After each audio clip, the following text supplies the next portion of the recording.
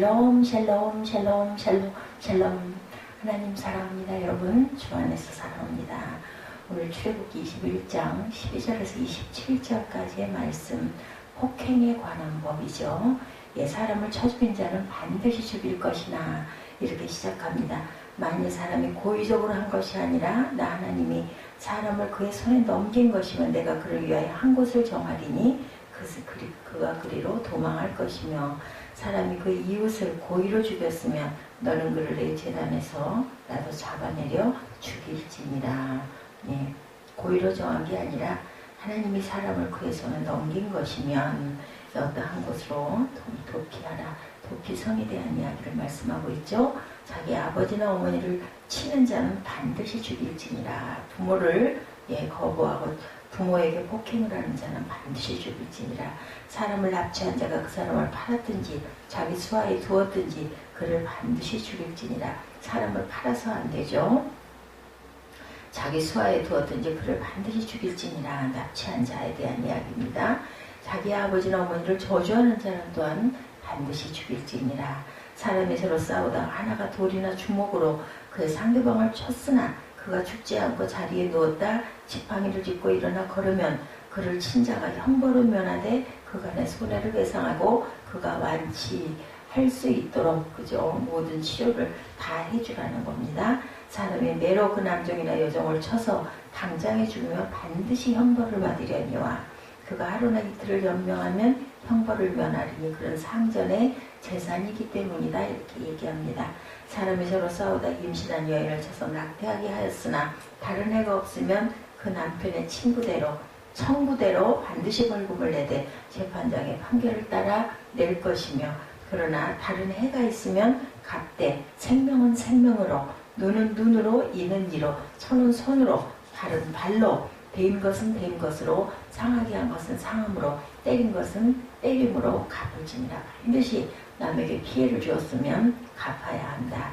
사람이 그 남종의 한 눈이나 여종의 한 눈을 쳐서 상하게 하면 그 눈에 대한 보상으로 그를 놓아줄 것이며, 눈을 상하게 했어요. 그랬을 때는 그를 자유하게 풀어주라는 겁니다. 그 남종의 이나 여종의 이를 쳐서 빠뜨리면 그 이에 대한 보상으로 그를 또한 놓아줄지니라. 어디를 상해를 심하게 했을 때는 그를 자유하게 해줘라.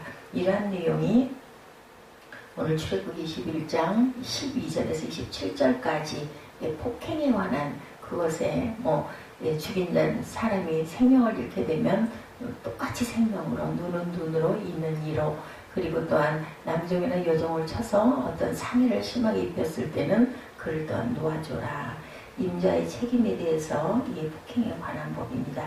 출애굽기 20장 17절까지 가장 핵심적인 율법인 10계명이 나타났었죠. 이제 우리는 그 계명을 구체적인 생활에 적용하는 율례를 나타내고 있습니다.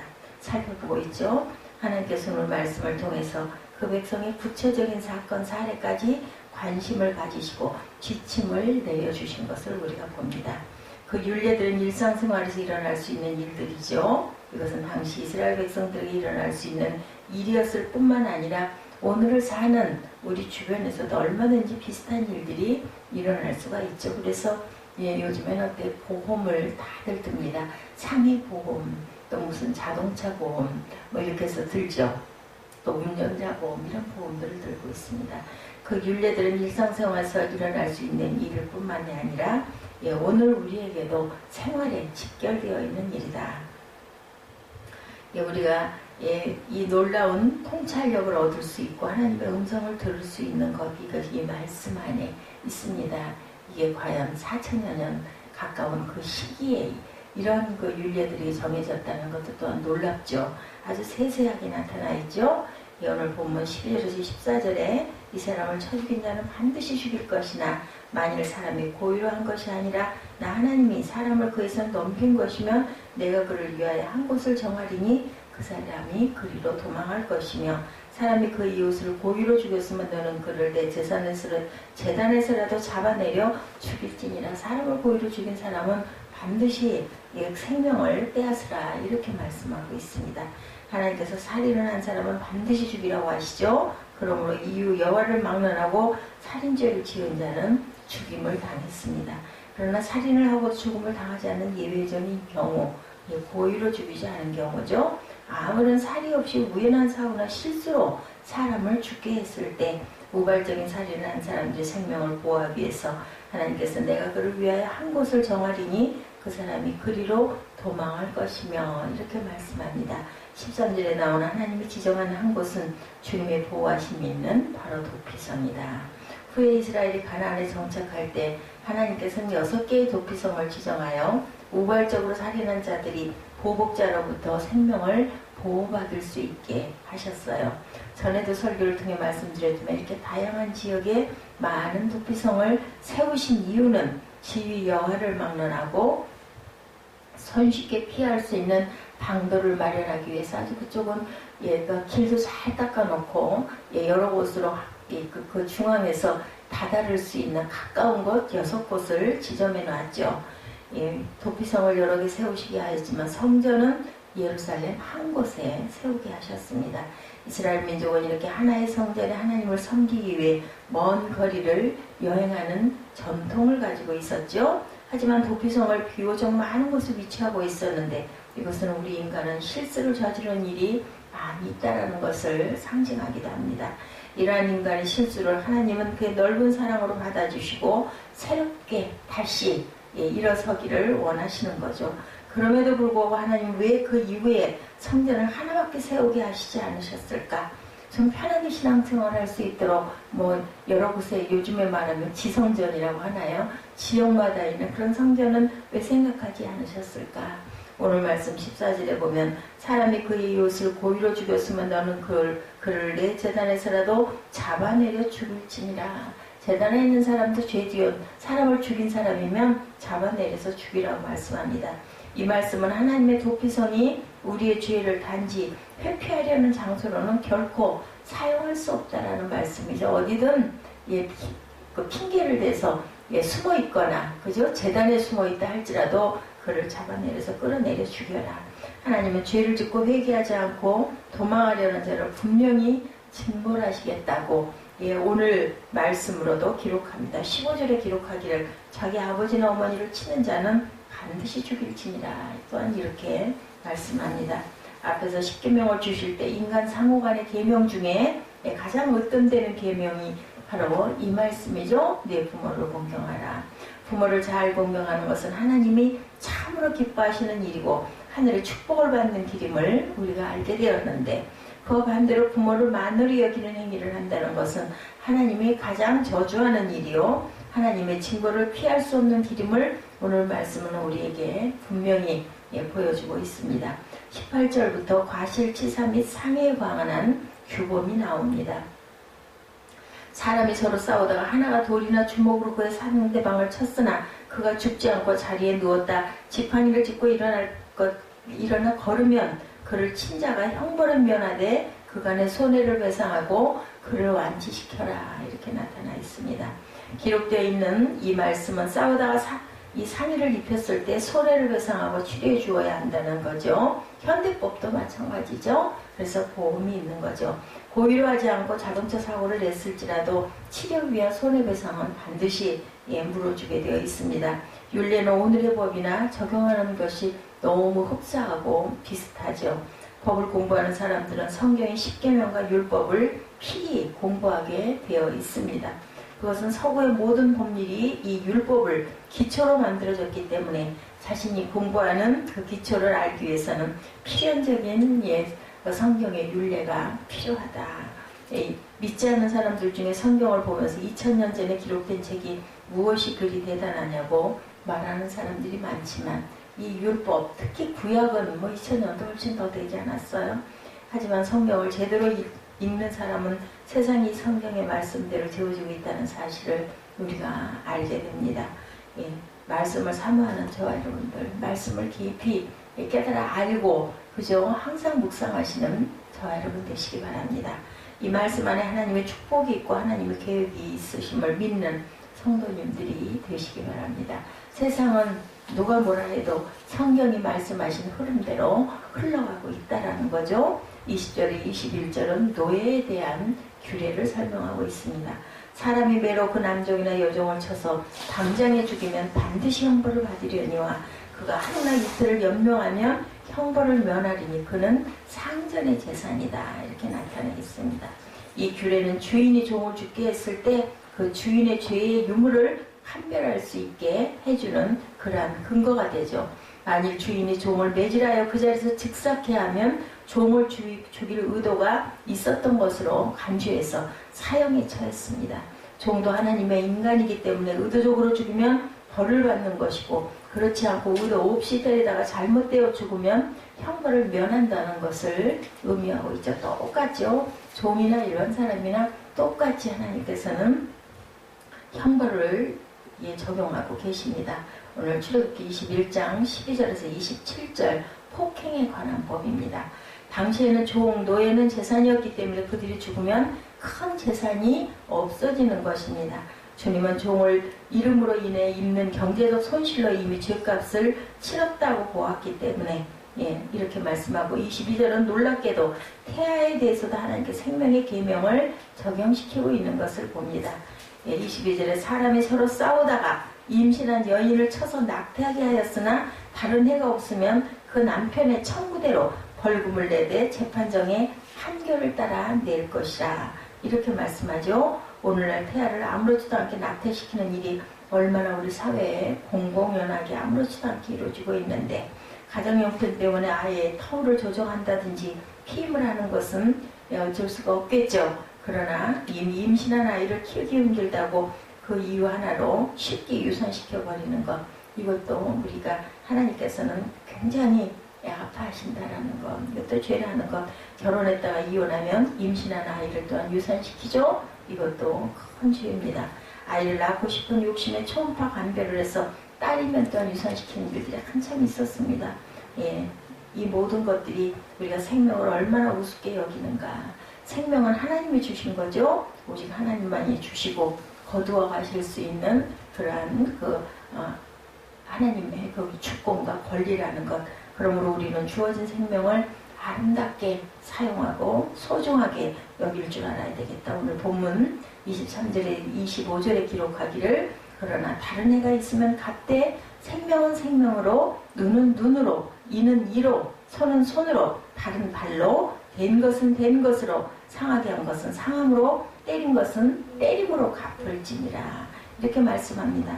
아마 이 말씀만큼 성경에서 오해되고 잘못 이해된 말씀이 없을 건데 자비롭고 공의로우신 하나님을 가장 무자비하고 보복에 찬 하나님으로 자칫 오해할 수도 있다. 이 구절에 대한 잘못된 해석이 그렇죠. 그러나 앞구절에 분명히 재판정의 판결에 따라 이렇게 말씀하고 있습니다. 무엇을 전제해요? 법정의 판결을 전제하고 있다는 거죠. 눈은 눈으로 이는 이로라고 말씀하신 것은 어떤 사람이 나의 눈을 상해하기 했기 때문에 나도 그의 눈을 상하게 할 수 있다는 의미가 아니고 그런 복수를 허용하신 것이 아닙니다. 이것은 재판의 기준이죠. 재판장이라고 해서 아무렇게나 판결을 절대로 내릴 수 있는 게 아니죠. 그 한계와 기준이 있습니다. 어떤 사람이 다른 사람의 눈을 상하게 했으면 그 눈이 상한 것에 해당하는 벌금을 내야 하죠. 예를 들어 보지 못하게 되었다면 생활하는 데 어려움이 있을 것이고 거기에 대한 공정한 보상을 해주어야 한다. 또 이가 다쳤으면 먹지 못하는데 따르는 고통이 있을 것입니다. 거기에 대한 공정한 보상, 오늘날로 본다면 임플란트를 해준다든지, 그리고 또 못 먹고 고통당하는 것에 대한 그런 위로금, 이런 것들을 얘기하는 거죠. 거기에 맞게 판결하라고 하는 거지, 개인적인 보복을 허용한 것은 아니다. 우리는 어떤 사람에게 약점이 있으면 다른 것까지 뒤집어 씌우려는 그런 욕심들이 있죠. 어떤 사람이 무면으로 운전하다 사고를 냈다면 그 약점 때문에 너무 많은 부당한 것을 요구하려 들 것도 있습니다. 하나님께서는 그런 행위는 금하셨죠. 언제나 공평하고 적절하게 벌금을 가하게 하신 것이지 똑같은 신체적인 고통을 눈을 뽑아라 이런 것은 아니라는 겁니다. 26절에 바로 이 신체 상에 대한 규정이 나옵니다. 사람이 그 남종의 한 눈이나 여종의 한 눈을 쳐서 상하게 하면 그 눈에 대한 보상으로 그를 놓아줄 것이며 27절에 그 남종의 이나 여종의 이를 쳐서 빠뜨리면 그에 대한 보상으로 그를 놓아줄지라. 노예에서 해방시켜 주려는 겁니다. 이것이 바로 공평한 보상의 한 예입니다. 자기 종인 경우 금전적으로 보상하기가 애매하니까 뭐 돈이 없잖아요. 종이 그를 자유케 해주라는 거죠. 이것을 보더라도 눈에는 눈, 이에는 이라고 하는 것을 남이 나에게 준 보복에 조항으로 보아서는 안 된다. 눈을 뽑았으면 눈을 똑같이 뽑이라는 것은 아니죠. 근데 그 말씀은 있죠. 천국에 못 들어갈 때 차라리 한쪽 눈을 잃어버리더라도 눈을 잃고 천국에 가는 게 낫다. 이런 말씀은 주님께서 하셨습니다. 이 눈이나 이에 대한 금전상의 보상 또는 노동상의 보상을 의미하는 것이라는 것. 우리가 지금까지 여러 가지 경우들을 생각하면서 왜 국가가 존재하는지 그 이유를 알 수가 있습니다. 하나님께서는 무죄한 피를 흘리는 일을 막고 또한 약자들의 피해를 공정하게 보상해 주도록 국가에 칼을 주신 거죠. 헌법이라는 것을 주셨다라는 거죠. 법을 주셨습니다. 사람을 납치하는 경우 범죄단체를 구성하여 이런 일을 할 때 한 개인이 취할 수 있는 조치는 너무나 제한되어 있기 때문에 이런 조치는 국가의 경찰력이 행하게 만들어서 보호를 하십니다. 성경적인 입장에서 볼 때 국가가 해야 할 가장 중요한 것은 역시 정의의 실현이라고 볼 수 있죠. 잘 사는 것은 그 다음 두 번째 문제입니다. 구조적인 악이 득을 보지 못하도록 이 칼을 국가에게 맡겼다라는 거죠. 예전에 교회가 이러한 역할을 감당하기도 했지만 이것은 국가의 몫이다. 뭐 교회에서 그렇게 하다 보니까 면죄부 뭐 이런 걸 팔아가지고 부당 이익을 챙겼던 그런 부분들이 악이 있었습니다. 그래서 나라에게 돌렸다라는 거죠. 그렇다면 오늘날 교회가 할 일은 하나님께서 교회를 통해 우리에게 원하시는 것은 이러한 율법의 조항을 통하여 우리가 한 영혼의 중요성과 그리스도로 말미암아 회복될 우리의 아름다움을 아는 것이겠죠. 이 세상으로 하여금 생명의 소중함을 알게 하려면 먼저 우리가 한 영혼의 중요성을 깨달아야 된다. 왜 생명이 중요하고 인권이 중요할까? 그것은 그 안에 다시 태어날 영혼이 있기 때문이죠. 하나님께서 생명을 해치는 모든 죄에 대해서 전혀 긍휼을 베푸시지 않기로 결정하신 것은 모든 생명이 그만큼 귀하기 때문이다. 생명 안에는 회복될 수 있는 영혼들이 있죠. 그렇기 때문에 하나님의 귀한 형상들이 모든 사람들에게 존재하게 있기 때문이야. 그들 속에는 성령을 받기만 하면 천사보다 훨씬 아름답게 세워질 영혼들이 있습니다. 우리는 어떻게 하면 한 생명의 소중함을 충분히 깨달을 수 있을까? 욕심을 버려야 되죠. 마음을 비워야 할 겁니다. 욕심이 살아있는 한 결코 다른 사람이 절대로 눈에 들어오지 않아요. 어떤 소리도 귀에 들어오지 않습니다. 그리고 우리 자신이 겸손히 피조물의 위치에 서서 이 놀라운 생명을 주신 하나님을 찬양하고 귀한 생명을 함부로 사용하지 않고 가치 있게 살 때 이 세상의 정부도 인간의 생명을 함부로 절대로 다룰 수가 없겠죠. 다른 모든 사람들도 자신의 가치를 또한 알게 되고 스스로를 소중히 여길 수가 있다. 우리의 몸도 귀하도록 노예라도 눈을 상하게 하면 그에게 자유를 베풀어 주셨다. 이렇게 나타나 있는 것처럼 하나님께서는 한 영혼을 무엇보다 천하보다도 귀하다고 이렇게 말씀하셨습니다. 저와 여러분은 두 천하가 있는 거예요. 두 사람이면 이렇게 소중한 생명을 귀하게 여기고 또 남을 소중하게 여기고 한 사람의 영혼들을 소중하게 여기는 그러한 하루. 이제는 조금 아침 저녁으로는 좀 서늘해져서 너무나 편해졌죠. 더웠던 더위가 없었다면 우리가 이렇게 그 서늘함의 소중함을 더 알 수가 없죠. 이런 것처럼 하나님께서는 이렇게 법을 정하셔서 율법으로 우리를 또한 보호하시고 나라의 또한 그 모든 개인이 할 수 없는 것을 나라의 법으로 정해 놓으셨다라는 것. 그것이 기초가 어디에 성경에 나타나 있기 때문에 항상 우리가 하나님의 성경을 가까이 해야 되고 하나님의 율례를 감사하고 기뻐할 줄 또한 알아야 된다. 출애굽기 21장 12절에서 27절까지 교독하시고 기도하는 시간 갖도록 합니다.